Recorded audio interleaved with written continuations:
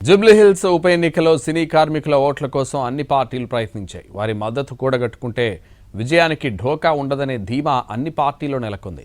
ఈ క్రమంలో అధికార పార్టీగా ఉన్న కాంగ్రెస్ ఓ అడుగు ముందుకు వేసి వారికి వరాలు కురిపించింది. మరోవైపు గులాబీ పార్టీతో పాటు బీజేపీ పలు సినీ కార్మిక సంఘాలతో పలుమార్లు చర్చించుకున్నాయి. ఇంతకీ ఉప ఎన్నికలో సినీ కార్మికుల ఓట్ల ప్రభావం ఎంత? వారి ఓట్ల కోసం సీఎం రేవంత్ రెడ్డి చేసిన ప్లాన్స్ వర్కౌట్ అయ్యాయా?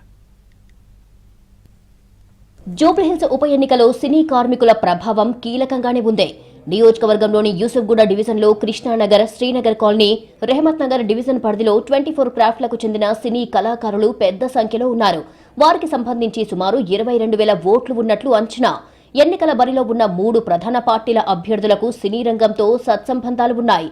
అయితే సినీ కార్మికుల ఓట్లను గంపగుత్తగా ఒడిసిపట్టేందుకు సీఎం రేవంత్ రెడ్డి వారితో నేరుగానే సమావేశం నిర్వహించారు. యూసుఫ్గూడలో మీటింగ్ పెట్టి వారి అవసరాలకు అనుగుణంగా హామీల వర్షం కురిపించారు. ముఖ్యంగా సినిమా టికెట్ రేట్లు పెంచుకోవాలని వచ్చే నిర్మాతల నుంచి సినీ కార్మికుల సంక్షేమ నిధికి 20% రెవెన్యూ ఇవ్వాలని మెలక పెడతామని తెలిపారు. దానికి అంగీకరించిన వారికే రేట్లు పెంచుకునేందుకు అనుమతిస్తామని తెలిపారు. ఇది సినీ కార్మికుల్లో జోష్ నింపిందే.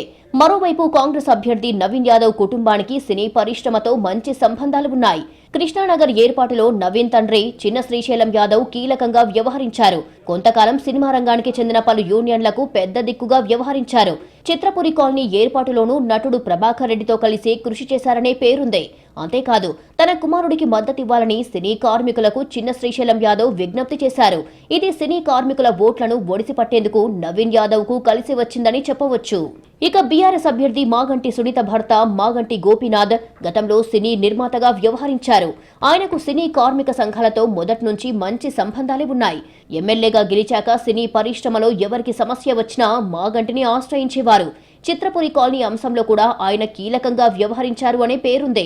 దీంతో 2023 అసెంబ్లీ ఎన్నికల వరకు కార్మికుల్లో చాలా వరకు బీఆర్ఎస్ వైపు మొగ్గు చూపించారని లెక్కలు చెబుతున్నాయి.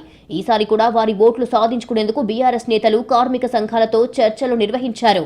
కానీ గులాబీ పార్టీ వైపు సినీ కార్మికులు పెద్దగా మొగ్గు చూపించలేదు. ఇక బీజేపీ అభ్యర్థి లంకల దీపక్ రెడ్డి సైతం గతంలో టీడీపీలో ఉన్నప్పుడు సినీ పరిశ్రమతో మంచి సంబంధాలు నిర్వహించారు. కొన్ని సినిమాలకు స్నేహితులతో కలిసి ఫైనాన్స్ కూడా చేశారు. కార్మికుల యూనియన్లతోనూ టచ్లో ఉన్నప్పటికీ వాటిని ఓట్లుగా మలుచుకోవడంలో ఆయన విఫలమయ్యారు. మొత్తంగా సినీ కార్మికుల విషయంలో సీఎం రేవంత్ రెడ్డి వ్యూహం హస్తం పార్టీకి సత్ఫలితాలిచ్చింది. నవీన్ యాదవ్ కు సినీ కార్మికుల నుంచి పెద్ద ఎత్తున మద్దతు లభించడం విజయంలో ప్రభావం చూపించింది.